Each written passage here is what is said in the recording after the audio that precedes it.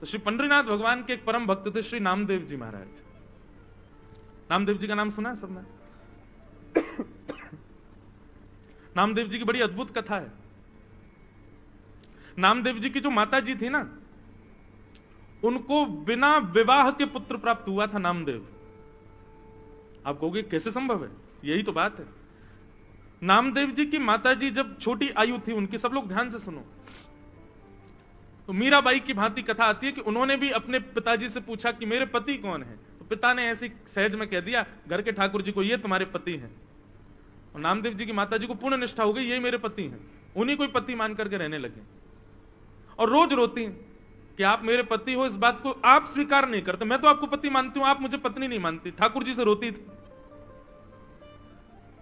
और ठाकुर जी ने एक दिन प्रसाद दिया और उस कन्या के गर्भ से श्री नामदेव जी प्रकट हुए। महाराज पूरे गांव मोहल्ले और शहर के लोगों ने निंदा करनी प्रारंभ कर दी, लेकिन नामदेव जी की माता जी ने अपने पिताजी से रोते हुए कहा, मैं किसी की सौगंध खा के कहूं पिताजी, ये पुत्र साक्षात विट्ठल भगवान का ही है। आप मुझ पर संशय नहीं कीजिएगा, संदेह मत कीजिएगा। संशय होने लगा लेकिन सबको, तब आकाशवाणी हुई और आकाशवाणी में स्वयं ठाकुर जी ने कहा कि यह बालक हमारा है और नाम ही इसका धन होगा, जीवन पर्यंत ये नाम के आश्रय पर ही रहेगा, इसलिए इसका नाम होगा नामदेव। ऐसे नामदेव जी महाराज। एकादशी की बड़ी निष्ठा थी उनकी। अच्छा एक बात और कहूं बंधुओं, आपने यदि कोई भगवत संबंधी नियम चालू करने का मन बनाया है कि कल से मैं ऐसा करूंगा, कल से मैं रोज तिलक लगाऊंगा, या कल से मैं रोज ठाकुर जी की सेवा करूंगा, कल से रोज 108 तुलसी अर्पित करूंगा, या हर हफ्ते में एक दिन ठाकुर जी को अन्नकूट करूंगा, ये जो भी आपने अगर कोई नियम बनाने का मन बनाया, तो उस नियम को तोड़ने की पूरी जिम्मेवारी ठाकुर जी लेते हैं। बोले अच्छा तो चलो हम तोड़वाएंगे, और किसी ना किसी रूप में वो नियम तोड़वाते ही हैं, इसलिए घबराना नहीं। आप जैसे संकल्पबद्ध होगे कि मुझे एकादशी रखनी है, अगली एकादशी पे देख लेना ऐसा कुछ होगा कि आप अन्न खाने पर मजबूर हो जाओगे। तब समझ जाना बारे ठाकुर जी आपने ये किया लेकिन हम खाएंगे ही नहीं। आप अपनी स्थिति से हटना नहीं बस। तो नामदेव जी एकादशी की बड़ी निष्ठा थी उनकी, समस्त वैष्णवों की होती है। एक दिन भगवान ने नामदेव जी की परीक्षा लेने के लिए एक वृद्ध ब्राह्मण का रूप धारण किया, लाठी लिए महाराज, हाथ कांप रहे हैं, पैर चल नहीं पा रहे हैं, लुढ़क रहे हैं कभी इधर उधर। इस स्थिति में श्री नामदेव जी के घर ठाकुर जी पहुंच गए। नामदेव जी ने जैसे देखा कोई संत पधारे हैं, ओ महाराज जाकर के संभाला उनको, जय हो जय हो जय हो महाराज, आपको बारंबार प्रणाम। क्या हुआ? बोले अरे क्या बताऊं, 10 दिन हो गए मैंने भोजन नहीं किया है, मेरी स्थिति बहुत खराब हो गई है, मुझे अपने घर ले चलो, कुछ पवा दो मुझको। नामदेव जी तुरंत उनको अपने घर लेकर के आए, आसन पर सुंदर बिठाया, चरण आदि धोए। बोले ये सब मत करो भैया, मेरे भूख के कारण प्राण निकल रहे हैं, जल्दी भोजन कराओ। नामदेव जी बोले भगवान आज एकादशी है, तो आप कहें तो मैं दूध पिला दूं। नहीं नहीं नहीं, दूध तुम कैसी बात करो, भूख लग रही है मुझको रोटी सब्जी की, तुम मुझे दूध की बात कर रहे हो। ठाकुर जी परीक्षा ले रहे हैं नामदेव जी की, ब्राह्मण के रूप में आए। नामदेव जी बोले तो फल खा लीजिए। बोले फल खा लूंगा तो मुझे जुकाम हो रहा है, मैं फल नहीं खा सकता, मैं बीमार हो जाऊंगा, डॉक्टरों ने मना किया, वैद्यों ने मना किया है। नामदेव जी बोले तो फिर क्या आपको अर्पित करूं बताओ?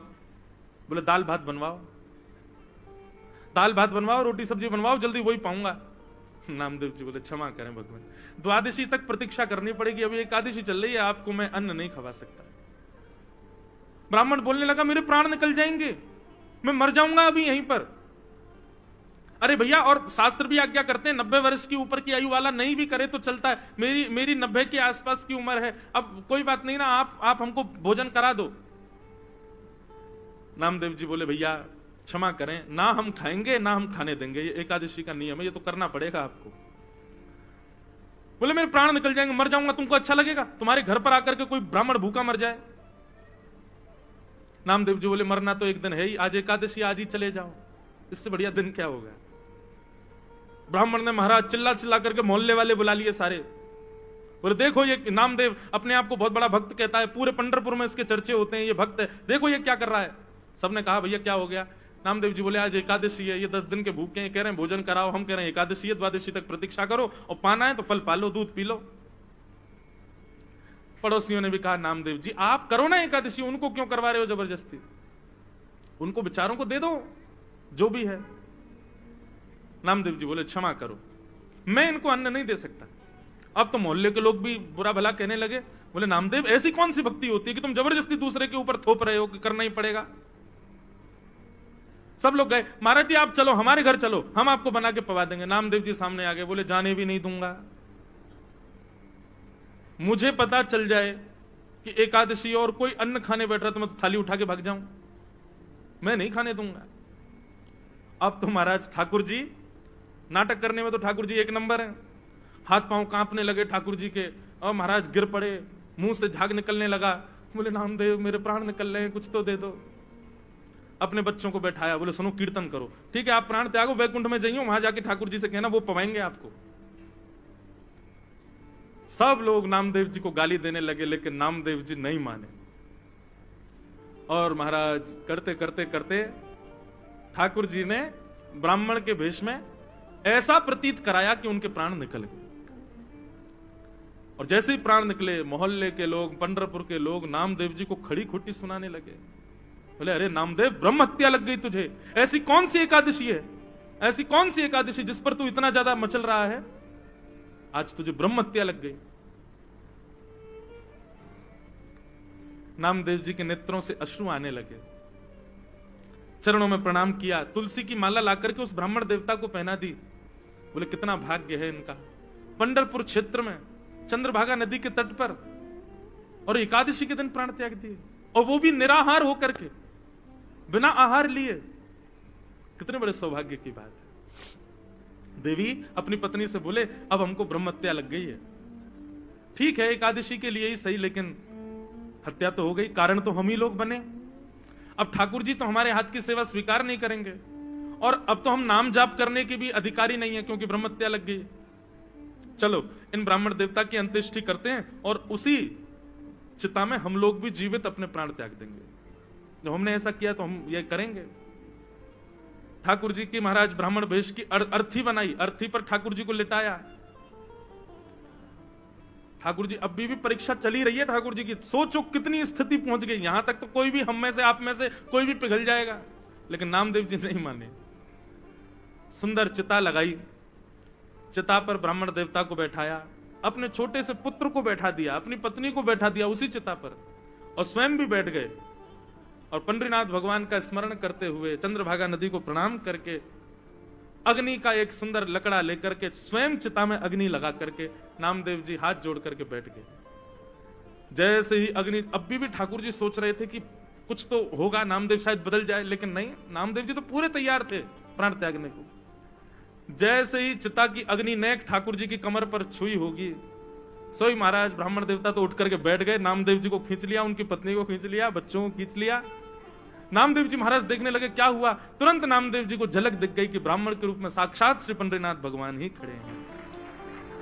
अपने हृदय से लगा लिया नामदेव जी को, सब गांव के लोग इकट्ठे हो गए देखने के लिए, और जैसे ही हृदय से लगाया ऐसा प्रतीत हुआ एक क्षण के लिए दर्शन देकर के ठाकुर जी वहां से अंतर्ध्यान हो गए। सब ढूंढने लगे ब्राह्मण कहां गया कहां गया। नामदेव जी ने बताया, बोले ब्राह्मण नहीं थे, श्री पंडरीनाथ ही आए थे और हमारी एकादशी की परीक्षा लेने आए थे।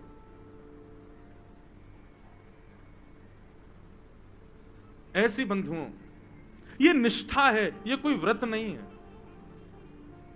ये आपका प्रेम है ठाकुर जी के प्रति। उसको प्रेम की तरह ही इजहार करो उसका। नियम जब बन जाता है ना तो वहां प्रेम नहीं रहता। ठीक है एकादशी एक नियम है, पर उसको प्रेम की तरह पालन करो कि हमारा प्रेम है ठाकुर जी के प्रति, कि हम आज आपके लिए हम अन्न नहीं पाएंगे। महीने में 2 बार हर वैष्णव अपने ठाकुर जी के लिए एकादशी का व्रत करते हैं, तो ऐसी एकादशी जरूर करनी चाहिए भैया। पहले हमसे भी नहीं होती थी, पर अब हमने भी प्रारंभ, कथा कहते कहते हमारे जीवन में भी भाव आया, अब हम भी करते हैं।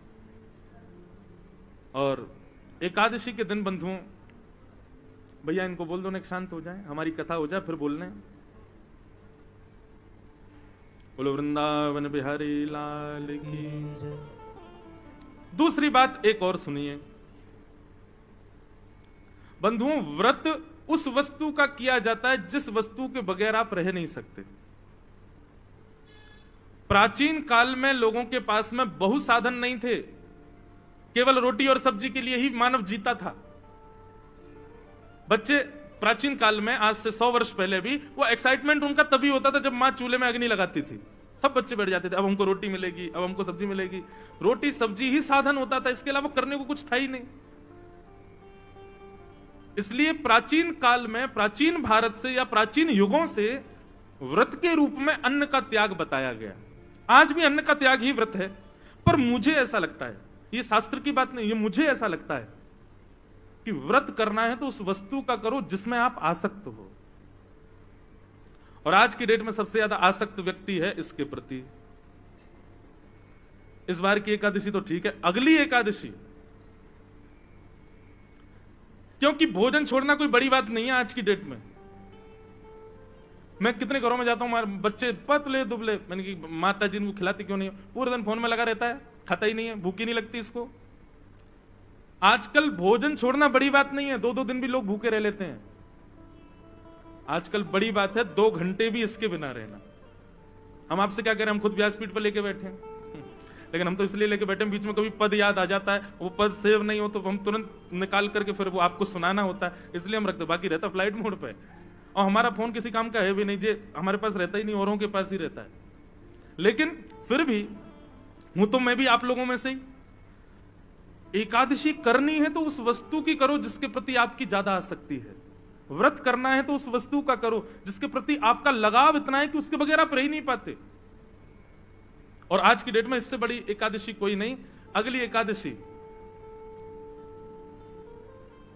जितने बजे एकादशी तिथि प्रारंभ हो और जब तक द्वादशी ना आए, ब्राह्मण देवता से पूछ लेना कितने बजे एकादशी प्रारंभ होगी, इतने बजे हो रही है, और द्वादशी कब लगेगी, उतने बजे। उतनी देर फोन नहीं चलाना, तब आपकी एकादशी मानी जाएगी। मैं तो आजकल के युवाओं को यही बोलता हूं कि आप लोग अन्न वन्न तो कोई भी छोड़ लेगा, इसको छोड़ के दिखाओ। जिन जिन लोगों के अंदर व्यसन है, तंबाकू का व्यसन है, सिगरेट का व्यसन है, या फिर मदिरा का व्यसन है, और एक और बात, क्रोध का व्यसन है, बहुत क्रोध आता है, हर दिन गुस्सा आता है, लोभ का व्यसन है, मोह का व्यसन है, ये सारे अवगुण आपको सबको पता है कि हमारे अंदर क्या है। व्रत करना है तो अगली एकादशी पर अपने उन अवगुणों का व्रत करना है। रोज क्रोध आता, आज क्रोध नहीं करेंगे, चाहे कोई कितना भी बुरा कर ले हमारे साथ, आज गुस्सा करना ही नहीं है। और बताएं, इंद्रियों का व्रत करो, कभी नेत्रों का व्रत करो। नेत्रों का व्रत कैसे, कि आज नेत्रों से केवल भगवत संबंधी वस्तुओं का दर्शन करेंगे, सांसारिक वस्तुओं को नहीं देखेंगे।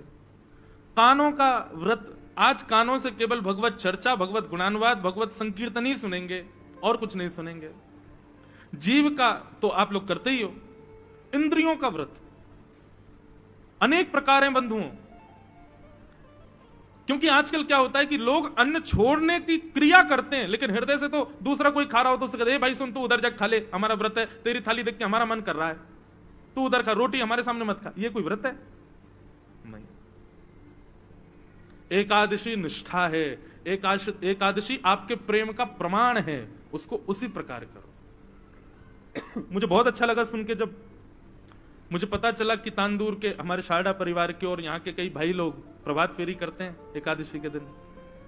सब लोग सवेरे सवेरे 5 बजे, मुझे भी बुलाया था आज, लेकिन हम इतने थके रहते हैं, नहीं गया। पर यह अच्छी बात है, आप लोग किसी रूप में ही सही एकादशी का प्रारंभ इतना सुंदर कर रहे हैं, बहुत अच्छी बात है। हम तो कहेंगे ठाकुर जी आपको ऐसी शक्ति दें कि आपका ये नियम कभी ना टूटे, आपका भी ना टूटे, फिर आपके आने वाले वंश के बालक भी इस नियम का पालन करें, और पूरे विश्व में, भारत में एक दिन ऐसा संतों को खबर लगे। तांदूर में एक हमारे बहन भाइयों की ऐसी पूरी एक मंडली है जो हर एकादशी को प्रभात फेरी करती है। आपका ये नियम सदा बना रहे, अच्छी बात है। तो भैया एकादशी निष्ठा इसको जरूर कीजिए। यदि आज तक नहीं करते हैं तो आज तो अब निकल गया, अब आगे से प्रारंभ करो। एकादशी के दिन बहुत ध्यान पूर्वक, निष्ठा पूर्वक ठाकुर जी का व्रत करो। अब हमारे वृंदावन की कई रीतियों में एकादशी का व्रत नहीं होता, जगन्नाथ जी की परंपरा में एकादशी का व्रत नहीं होता। लोग कहते हैं महाराज जी जगन्नाथपुरी में, अब आप अगर स्कंद पुराण पढ़ेंगे तो वहां पर तो लिखा है कि अगर आप एकादशी के दिन जगन्नाथपुरी में हो तो आप बहुत बड़े भाग्यशाली हो कि आप जगन्नाथपुरी में हो। तो बोले क्या करना चाहिए? बोले उस दिन आकंठ दाल भात पाना चाहिए। स्कंद पुराण में लिखा है कि अगर एकादशी के दिन आप जगन्नाथपुरी में हो तो जितनी आपकी क्षमता उससे ज्यादा आपको दाल भात पाना है। लेकिन हाँ, शर्त यह है अन्न नहीं, ठाकुर जी से जगन्नाथ जी का प्रसाद ही पा सकते हो एकादशी के दिन। वहां के नियम अलग हैं, वहां के कानून, कहीं कहीं पर ये नियम, वहां पाप का निवास नहीं हो सकता। क्यों? उसके पीछे कारण, अन्न में पाप का निवास होता है। लेकिन जगन्नाथपुरी की रसोई में जो रसोइया है ना, उन सबको लक्ष्मी रूप माना जाता है। वहां पर जितने भी यंत्र हैं जिनसे भोजन बनाया जाता है, उन सबकी भी पूजा लक्ष्मी भाव से होती है कि भैया ये जगन्नाथ जी की निज रसोई है, यहां लक्ष्मी ही भोजन बनाती है। लक्ष्मी जिस अन्न का स्पर्श कर दे उसमें पाप नहीं रह सकता। इसलिए वहां महाप्रसाद पाने पर दोष नहीं लगता। एकादशी उल्टी टंगी हुई है जगन्नाथ भगवान के पीछे। हमारे वृंदावन के कई नियमों में, जैसे राधा वल्लभियों में, श्री हरिवंशियों में, वहां पर भी एकादशी नहीं होती। उनके भाव अलग हैं, वहां भाव प्राधान्य भाव आ जाता है। पर हम आप सब लोग वैष्णव, हमको प्रयास करना चाहिए ठाकुर जी के लिए व्रत करो। व्यक्ति बड़ी से बड़ी वस्तु छोड़ देता, ठाकुर जी के लिए एक दिन अन्न मत खाओ और निष्ठापूर्वक प्रेम पूर्वक उसका निर्वहन करो। इस प्रकार एकादशी की महिमा बताई गई। और यहां से प्रारंभ हुआ भागवत का प्राण प्रसंग, रास पंचाध्याय। बहुत सावधानी से बैठिएगा आप सब लोग कि भगवान पिता रात्रि शरदोत्फुल्ल मल्लिका विक्षरन्तुम मनश्चक्रे योग माया उपाश्रिता। सब लोग बहुत सावधानी से सुनिए, ये रास की कथा है। यहां पर महादेव को भी रोक दिया गया था। आप लोग तो सामान्य जीव हो, इसलिए थोड़ा विचार कीजिएगा और बहुत सावधानी से सुनिएगा। अब जो हम प्रसंग सुनने जा रहे हैं बंधुओं, रास पंचाध्याय, इसको श्रीमद् भागवत का प्राण माना गया है। श्रीमद् भागवत यानी श्री कृष्ण का हृदय है रास पंचाध्याय। और उसमें भी गोपी गीत तो निज हृदय है ठाकुर जी का। इसलिए इसको बहुत सावधानी से सुनिएगा, कहीं आपके हृदय में कोई संशय उत्पन्न ना हो जाए। ठाकुर जी की इस लीला को यदि आपने आधा अधूरा या कुभाव से सुना ना, तो निश्चित है आपके हृदय में कोई दूषित भाव उत्पन्न हो जाएगा और दोष लगेगा फिर। इसलिए बहुत सावधानी से सुनिएगा। रास पंचाध्याय का सबसे पहला अक्षर क्या है कि भगवान अपिता रात्रि।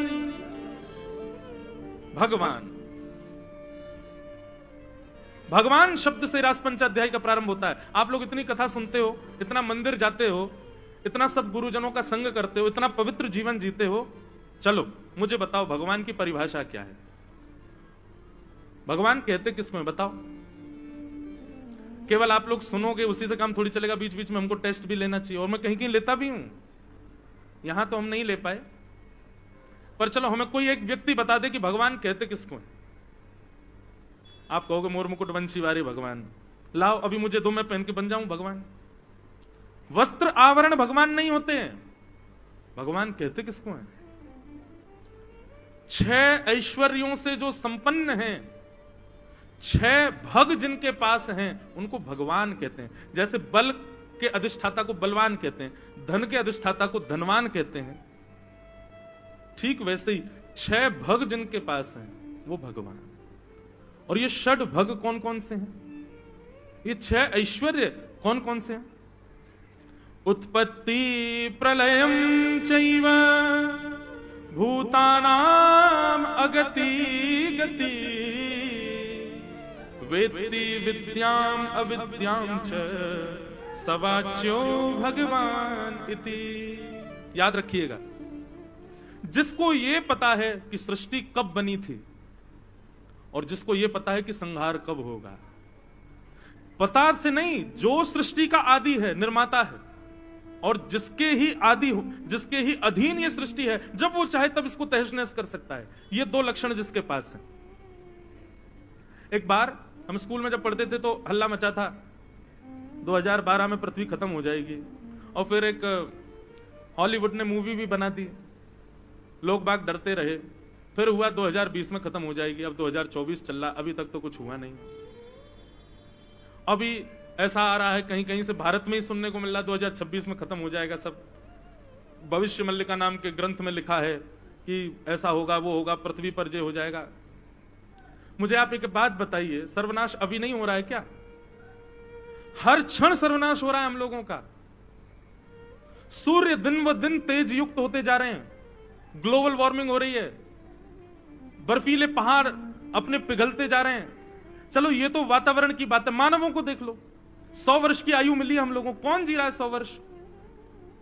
100 से 90 पे आ गए, 90 से 80 पे आ गए, 80 से 70 पे आ गए। आजकल तो 25 वर्ष के बालक को 4 दिन पहले हार्ट अटैक आया।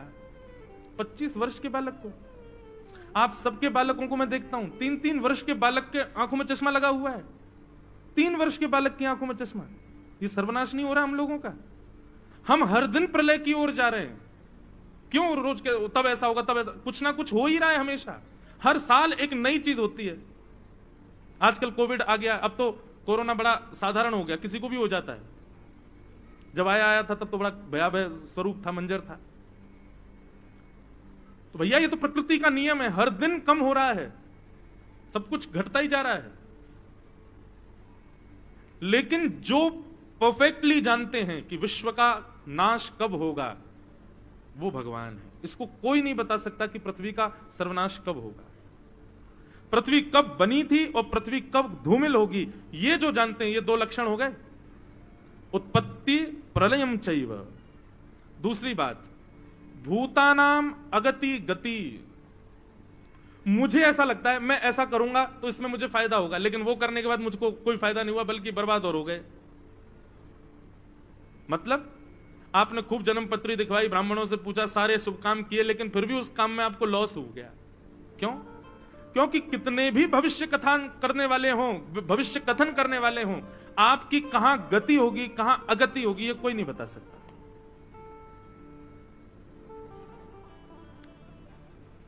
अब मुझे कहना तो नहीं चाहिए, लेकिन कह दूं, ज्योतिष भगवान के नेत्र हैं, भगवान के चक्षु माने जाते हैं। ज्योतिष ठाकुर जी के नेत्र हैं, पर उसका प्रयोग, ज्योतिष का प्रयोग ऐसी खाली पीली बैठे हमेशा नहीं करते रहना चाहिए। नहीं बता दो कल मैं जा रहा हूं वहां पे होगा कि नहीं, कल ये होगा कि नहीं। अब हम लोग ब्राह्मण वेश में रहते हैं, बगलबंदी धोती पहनते हैं, तिलक लगाते हैं, तो जो अब आजकल तो कथाएं सुनते रहते हैं, लोग पहचान जाते हैं। एयरपोर्ट पे ट्रेन में जाएं तो महाराज जी कथा करते हैं, और जो नहीं जानते वो सीधे आप पंडित जी हैं, मैं यहाँ जन्म पत्री देखना है, आती है आपको, हाथ देखना आता है। सारे इंजीनियर सॉफ्टवेयर बनाने वाली थोड़ी होते हैं, ऐसी सारे ब्राह्मण हाथ देखने वाली थोड़ी होते हैं। इस प्रकार ज्योतिष का प्रयोग नहीं, ज्योतिष का प्रयोग उन लोगों के लिए जो बहुत भयभीत अवस्था में हैं, वे जानना चाहें कि ठाकुर जी क्या आज्ञा कर रहे हैं, और वो आज्ञा समझ करके फिर अपने कर्म को प्रधान रखें। बस वहां ब्राह्मण देवता ने कह दिया ऐसा ऐसा ऐसा ऐसा है, अब बैठे हैं चिंता कर रहे हैं कि शनि की 7.5 चल रही है, मैं कुछ भी करूंगा सफल तो होऊंगा ही नहीं। नहीं, आप कर्म पर ध्यान रखो। कई बार नक्षत्र ग्रह आपके कर्म की वजह से बदल जाते हैं, अच्छे हो जाते हैं। तो हमारी कहां गति है कहां अगति है, ये जो जानते हैं, तो 2 गुण, पृथ्वी कब बनी और कब नष्ट होगी, मानवों की कहां गति है कहां अगति है, ये जो जानते हैं, 4 लक्षण हो गए। और 2 लक्षण, वित्ति विद्याम अविद्याम च। जो अविज्ञ हैं, अनविज्ञ नहीं है, सब कुछ जानते हैं। विद्या क्या है, अविद्या क्या है, सद क्या है, असद क्या है, इसको जो समझते हैं, ये 6 लक्षण जिनके अंदर हैं वो भगवान, और इन 6 को जो नहीं जानता वो मानव। आप कितना भी दावा कीजिए, ये 6 भाग आपके पास कभी नहीं आ सकते, ये केवल भगवान के पास रहते, इसीलिए वो भगवान है। तो भगवान कौन? जिनके अंदर 6 लक्षण युक्त हैं। तो रास पंचाध्याय के प्रारंभ में श्री शुकाचार्य जी कह रहे हैं भगवान अपिता रात्रि, बोले आगे की लीला सुखदेव जी कहते हैं भगवान कर रहे हैं। भगवान कौन? 6 भगों से जो युक्त हैं वो भगवान। शरदोत्फुल्ल मल्लिका। अब बंधुओं थोड़ी प्रेम लक्षणा कथा होगी, आप सब लोग ध्यान से सुनिएगा। वृंदावन में शरद पूर्णिमा का चंद्रमा उदित हुआ। शरद पूर्णिमा के प्रकाश से पूरा वृंदावन आच्छादित हो गया। गोपियों का जब चीरहरण ठाकुर जी ने किया था, तब गोपियों से कहा था कि हम शरद पूर्णिमा की रात्रि में आपको मिलेंगे, आपके संग रास विहार करेंगे। अच्छा, एक और बात, रास कहते किसको हैं? आप लोगों के मन में एक ही बात आई होगी, रास का नाम सुनते ही एक दूसरे के साथ नाचना, उसी को रास कहते हैं। डांडिया हाथ में लेके एक दूसरे को मारना, वही रास है? नहीं नहीं, रास कहते किसको हैं? रस और रास ये 2 बातें। रस का अर्थ होता है जहां वैष्णव प्रयास करते हैं ठाकुर जी की प्राप्ति करने का, जहां पर मैं और आप यत्न करते हैं ठाकुर जी को प्राप्त करने का, उसको कहते हैं रस। लेकिन हमारे रस से प्रसन्न होकर जब ठाकुर जी प्रयास करते हैं हमसे मिलने का, उसको कहते हैं रास। समझ में आई बात? आप प्रयत्न कर रहे हो कि मुझे ठाकुर जी मिले, मुझे राधारमण जी मिले, मुझे श्रीनाथ जी मिले, मैं उनका दर्शन करूं, मैं वृंदावन जाऊं, मैं नाथ द्वार जाऊं, मैं मथुरा जाऊं, मैं गोकुल जाऊं, ये रस है। लेकिन कभी कुछ ऐसा हो कि ठाकुर जी अनुग्रह करके आपके लिए तांदूर आ जाए, वो रास है। और अभी तक रास हमारे साथ हुआ नहीं है, अभी हम रस में ही व्यवस्थित हैं। लेकिन अपनी भक्ति को उस स्थिति में ले जाना है कि ठाकुर जी रास करें हमारे साथ। भगवान के एक भक्त थे धन्ना जाट, क्या नाम था? बहुत ध्यान से सुनिएगा। रास किसको कहते हैं बता रहे हैं। सब माताएं इधर देखो, इधर देखो, यहां देखो, हमको देखो, बस आज और कल देख लो, फिर मत देखना। तो धन्ना जाट की कथा आती है कि धन्ना जी को एक महात्मा उनके घर आए, वो अपने शालिग्राम जी की सेवा करते थे। शालिग्राम जी की सेवा देख करके धन्ना जी के मन में आ गया मैं भी करूंगा। छोटे से थे, नन्हे से बालक। तो धन्ना जी उनके शालिग्राम जी लेकर के बैठ गए महात्मा के और बोले महाराज जी अब नहीं दूंगा, ये तो मेरे हो गए। महाराज जी बोले अरे भैया मेरे वर्षों की सेवा जो धल लेगा, क्या करे, बालक है, इसके हट से कैसे बचें। तो महाराज जी ने क्या किया, बाहर से शालिग्राम जैसे दिखने वाले पत्थर ले आए, उनको इत्र वित्र लगा के, चंदन लगा के सिंहासन पर बैठा दिया। और धन्ना जी से कहा, बोले अच्छा एक बात बताओ, तुमको राजा भगवान चाहिए कि चौकीदार भगवान चाहिए? धन्ना जी बोले राजा भगवान चाहिए। बोले राजा भगवान वो है जो सिंहासन पर बैठे हैं, और तुम जो हाथ में लिए घूम रहे हो चौकीदार भगवान है। नन्हे से बोले भाले धन्ना, हाथ वाले ठाकुर जी दे दिए, वो असली शालिग्राम थे। और ऐसे नकली पत्थर, वो बस बाहर का गली का कोई पत्थर था, इत्र वित्र लगा दिया। धन्ना जी को विश्वास हो गया यही साक्षात भगवान। अब तो धन्ना जी उनकी सेवा करने लगे। माँ से कहते माँ रोली लेके आओ, चावल लेके आओ, चंदन लेके आओ, मुझे दिलाओ, मुझे श्रृंगार करना है। माँ कुछ नहीं दिलाती थी।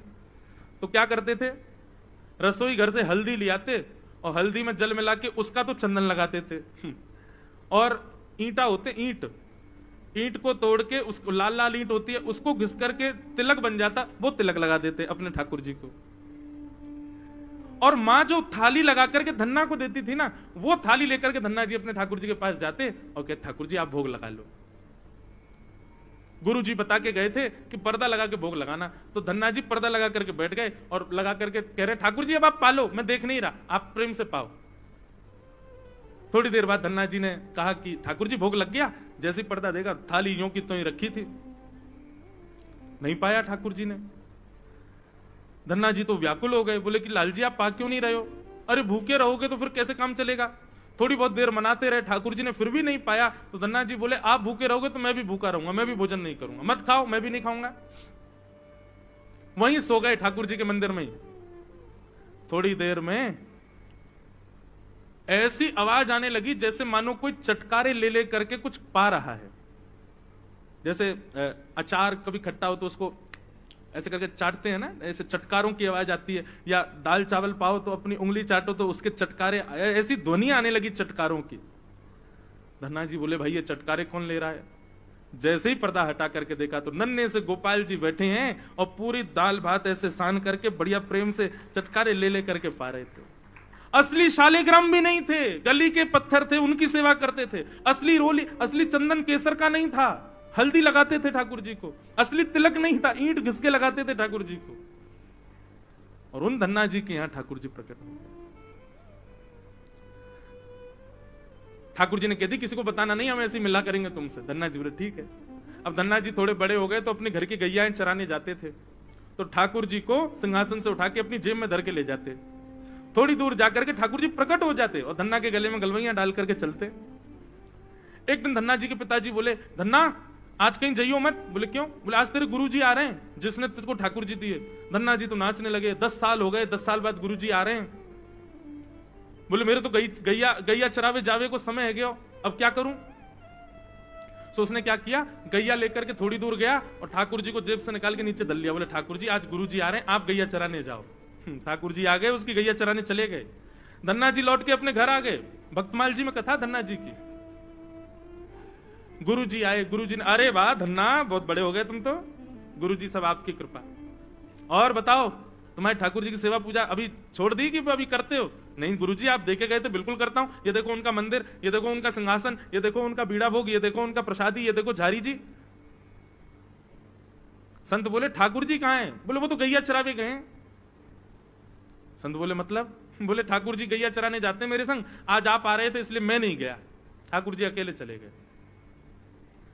महात्मा बोले ऐसी बात बना रहा है, ठाकुर जी कहां से जाएंगे गैया चराने? बोले गए हैं, मैं आपको दिखाऊं? वो दिखा। लेकर के संत को गया, खेत में गैया चर रही थी, वहीं वृक्ष के नीचे ठाकुर जी बैठे थे। धन्ना जी के गुरु जी को नहीं दिख रहे थे। गुरु जी देखो वो बैठे ठाकुर जी। गुरु जी बोले मुझे तो दिख ही नहीं रहे। दौड़ करके धन्ना जी गए, बोले ठाकुर जी गुरु जी आए, जिन्होंने आपको मुझे दिया वो आए, आप दिख जाओ उनको। आहा, धन्ना जी की बात मान करके ठाकुर जी प्रकट हो गए, उनके गुरुदेव को दर्शन दिए। गुरुदेव रोने लगे, बोले सच्चे शालिग्राम की सेवा 100 वर्षों से कर रहा हूं, मेरे गुरुदेव से प्राप्त थे 150 वर्ष पुराने शालिग्राम। नित्य नियम से 108 तुलसी चढ़ाता हूं, इतना नाम जप करता हूं, इतना वेद अध्ययन करता हूं, ज्ञान आदि सब मैंने ग्रहण किया, घर परिवार छोड़ दिया, साधु महात्मा बना घूमता हूं, मेरे लिए आप कभी प्रकट नहीं हुए। नन्हे से बालक को गली का पत्थर देगा, उससे प्रकट होकर गैया चरा रहे हो आप। जय हो, अपार लीला है ठाकुर जी आपकी। इसको कहते हैं रास। ये क्या है? रास। ये रस नहीं है बंधु, ये रास है। आप कहोगे तो फिर नृत्य क्यों रास में? भाई जब आपको लिमिट से ज्यादा आनंद होगा ना, लिमिट से ज्यादा खुशियां जीवन में आती हैं, तो व्यक्ति नाचता ही है। एक गति, एक सीमित अवस्था है, वहां तक ही हमको सुख मिल सकता है। उससे अधिक सुख मिलने पर हमारे देह को सुध नहीं होती, हम कुछ भी करते हैं, कुछ भी, कहीं भी नाचते हैं, कहीं भी गाते हैं, कुछ भी करते हैं। माता पिता के इकलौते पुत्र का ब्याह हो तो मां की खुशी देखो, पिता की खुशी देखो, खूब नाचते हैं। नाचना नहीं आता फिर भी नाचते हैं। यहां तो गोपियों को भगवान मिल गए तो गोपियां नाचेंगी नहीं, गोपियां नृत्य नहीं करेंगी। लेकिन आज के बाद याद रखिएगा, रास का मतलब नाचना नहीं होता। रास का मतलब होता है कि ठाकुर जी ने अपनी प्रभुता छोड़ करके गोपियों को वो स्थान प्रदान किया जो एक प्रियतमा का होना चाहिए। उनके लिए इतने सहज हो गए कि गोपियों के गले में गलवैया डाल रहे हैं, गोपियों के संग घूम रहे हैं, गोपियों की बात सुन रहे हैं। इसको रास कहते हैं, ये रास विहार। और उससे प्रसन्न होकर के गोपियां नाचती हैं, इसलिए हमको नृत्य दिखता है रास में। पर रास का मतलब और रस का मतलब यही है कि हम प्रयास करें ठाकुर जी को प्रसन्न करने का, ये रस है। लेकिन ठाकुर जी प्रयास करें हमसे मिलने का, ये रास है। सब गोपियां, मैंने कल भी बताया था, ये त्रेता युग के सब संत हैं। एक युग की प्रतीक्षा के बाद गोपी बनकर के आए। इनको पता है कि ये साक्षात भगवान कौन है। ये नंद नंदन के बेटा नहीं है, ये यशोदा जी के बेटा नहीं है, साक्षात भगवान है। इनसे तो संबंध बनाना पड़ेगा। और इसी के लिए गोपियां कात्यायनी पूजा करती हैं, यमुना में स्नान करती हैं कि हमको कृष्ण प्राप्त हो जाएं। ठाकुर जी ने शरद पूर्णिमा का आश्वासन दिया कि शरद पूर्णिमा की रात्रि को हम आपसे मिलेंगे। ठाकुर जी की आयु 7.5 वर्ष की है जब रास विहार हुआ। भगवान गए और कदम्ब वृक्ष के नीचे बैठ करके ठाकुर जी ने अपने अधर पर वेणु को आच्छादित किया, कोमल छिद्रों को अपनी उंगलियों से दबाते हुए। जैसे ही ठाकुर जी ने प्राण पिरोए, वंशी बजने लगी वृंदावन में, और सबको ऐसा लगने लगा कि नंद नंदन यशोदा नंदन कृष्ण वंशी बजा रहे हैं। पर कृष्ण प्रेम में उन्मुक्त गोपियों को ऐसा लगने लगा कि नहीं, श्री कृष्ण हमको बुला रहे हैं, श्री कृष्ण तो हमारा आवाहन कर रहे हैं।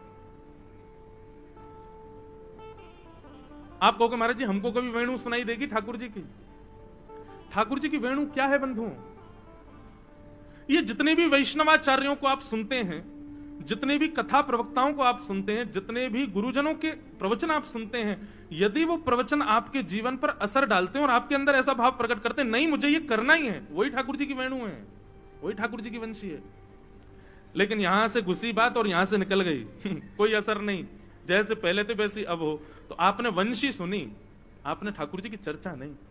वंशी तो ठाकुर जी बजा रहे हैं, पूरा ब्रज सुन रहा है, लेकिन सबको यह लग रहा है कि ठाकुर जी वंशी बजा रहे हैं, लेकिन गोपियों को तो स्वर सुनाई दे रहा है कि ठाकुर जी कान में आकर के कह रहे हैं चल गोपी जल्दी चल, मैं तेरी प्रतीक्षा कर रहा हूं।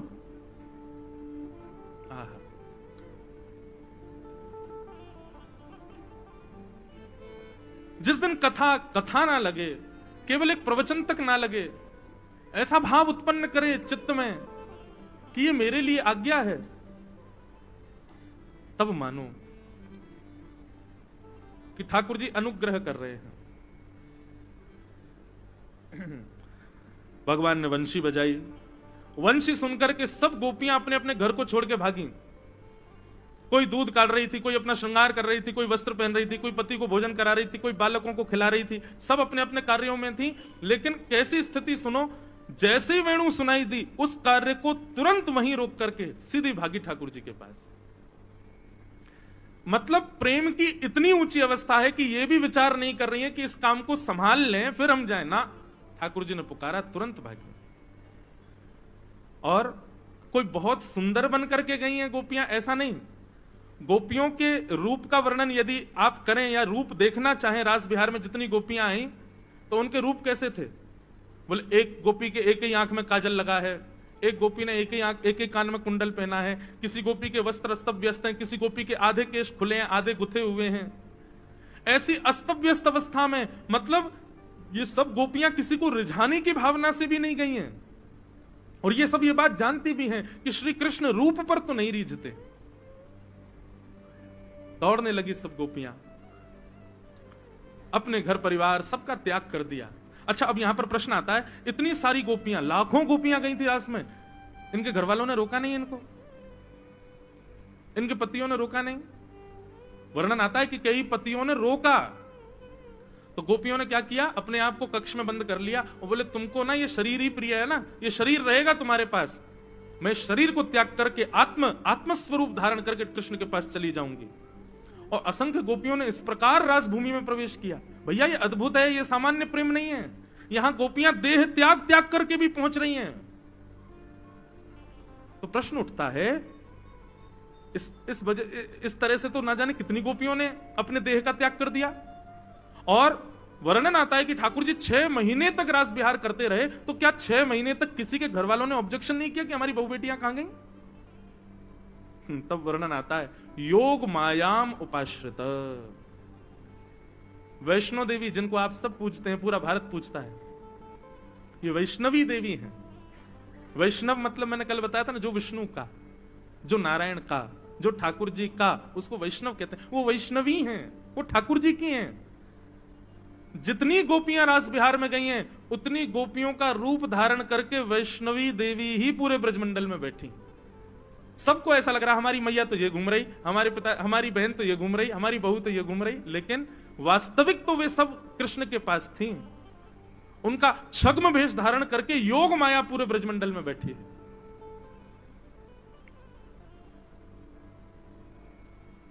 सब गोपियां पहुंच गईं ठाकुर जी के समीप। भगवान ने सबसे पहले तो स्वागत किया, स्वागतम वो महाभाग प्रियम किम करिवाणि व्रजस्यानामयं कश्चित् ब्रूतागमन कारणम्। बहुत सुंदर भाव। ठाकुर जी ने कहा आइए आइए आइए, स्वागत है सब गोपियों का। लेकिन क्या मैं आप लोगों के इतनी रात में अपने अपने घर परिवार छोड़ के, पतियों को छोड़ के, बच्चों को छोड़ के यहां आने का कारण पूछ सकता हूं? मैंने कल भी कहा था बंधुओं कि रास बिहार में आई हुई गोपियों की आयु 6 वर्ष से लेकर के 100 वर्ष तक की है। इसका मतलब ये रास विहार कोई कोई स्त्री के रूप या किसी युवावस्था का ये रास विहार नहीं है। हर अवस्था की गोपी है वहां पर।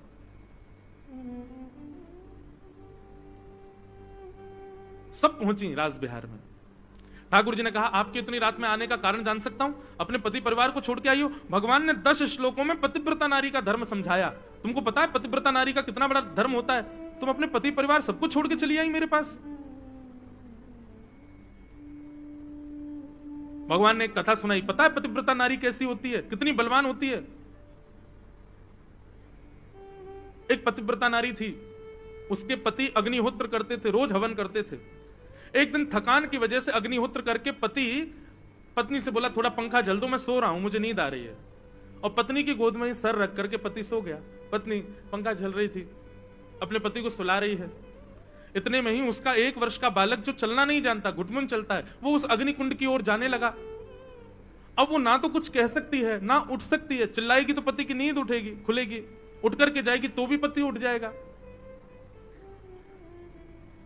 उसने नेत्र बंद करके अग्निदेव से प्रार्थना की, यदि मेरे पातिव्रत धर्म में बल हो, मेरे बालक की रक्षा करना। थोड़ी देर बाद जब दौड़ करके गई तो बालक अग्निकुंड के आसपास खेल रहा था। उसने कहा, अभी अभी तो हवन हुआ, अंगार होंगे, कहीं जल तो नहीं गया मेरा बालक। दौड़ करके गई तो अग्निकुंड की ओर जब देखा तो अंगार पुष्प बन गए थे और बालक उनसे खेल रहा था। ठाकुर जी ये धर्म समझाते हैं गोपियों को। ये पतिव्रता नारी का धर्म है। एक ही धर्म एक ही व्रत नेमा, काया वचन मन पति पद प्रेम। अच्छा एक बात बोलूं, आप लोग बुरा नहीं मानना, जब ये इस प्रकार की बात करता हूं ना, जहां पर महिलाओं को ही समझाया जाए तो कई माताएं मेरी विद्रोही हो जाती हैं। एक जगह तो एक मैया ने मुझे पकड़ लिया, बोले इधर आओ। मैंने कहा जी कहो। बोले तुम्हारे सारे धर्म शास्त्र और सब जगह केवल हम ही कोई क्यों समझाए, पुरुषों को क्यों नहीं समझाते हो कभी? केवल हम समझें कि पतिव्रता नारी कौन होती है और घर परिवार कैसे संभाला जाता है। मां भीष्म पितामह भी महाभारत में स्त्रियों को ही समझा रहे हैं, रामायण में भी सब जगह स्त्रियां ये नहीं करें, ये नहीं करें, ऐसा नहीं करें, ये करें, इस प्रकार रहें। ये सारे नियम कानून हमारे लिए ही क्यों हैं? कभी पुरुषों को क्यों नहीं समझाया जाता? देखो माताएं, आपसे हाथ जोड़ के निवेदन करते हुए कहें, जिम्मेवार व्यक्ति को ही जिम्मेदारियां दी जाती है, गैर जिम्मेवार व्यक्ति को जिम्मेदारी नहीं दी जाती। माताओं के ऊपर बहुत बड़ी जिम्मेवारी है, इसीलिए सारी जिम्मेदारियां उन्हीं को ही बताई जाती हैं। अगर ये सारी बात उल्टी होती, पुरुषों के लिए ही होती, तो पृथ्वी का बहुत समय पहले ही प्रलय हो चुका होता। अभी तक हम लोग जी रहे हैं, पृथ्वी आगे बढ़ रही है, सब कुछ चल रहा है ठीक ठाक सब। आपको पता है कर्म में पुरुष बंधा ही इसलिए क्योंकि एक मां उसके पास है, एक बहन उसके पास है और एक पत्नी उसके पास है। कर्म में अग्रसर करना एक मां सिखाती है, एक बहन सिखाती है और एक पत्नी सिखाती है। जब ब्याह नहीं होता तो माता और बहन, यही लोग पढ़ने के लिए, यही लोग आगे बढ़ने के लिए, यही लोग जीवन में कुछ बनने के लिए